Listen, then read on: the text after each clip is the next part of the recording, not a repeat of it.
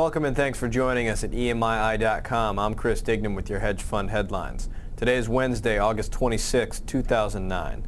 Private equity firm Advent International is acquiring Charlotte Russe in a $380 million all-cash deal. According to the Wall Street Journal, the Boston-based firm is offering $17.50 per share for the clothing retailer. Cowen & Company will act as advisor to Charlotte in its strategic review process, while Moelis is advising Advent. The tender offer is expected to start on or before August 31st and expires after 20 business days. Staying with hedge fund news, private equity firm Carlyle Group has named Deborah Peterson Managing Director of Global Leveraged Finance. Peterson was formerly Managing Director with Plainfield Asset Management. Prior to that, she was Managing Director at U.S. Trust Company.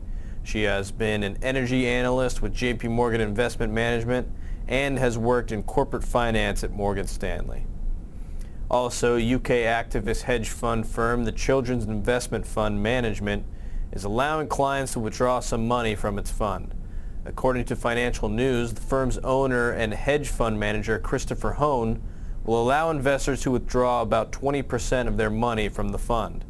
TCI has launched a share class allowing investors to withdraw money on a quarterly basis once their current lockup period ends.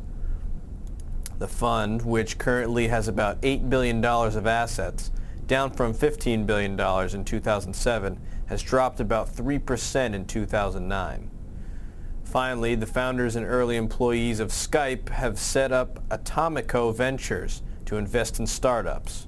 According to the Wall Street Journal, the Skype founders Nicholas Zenstrom, Janice Fries, and their first employee, Jeffrey Prentice, have started the European venture capital firm to invest in startup companies.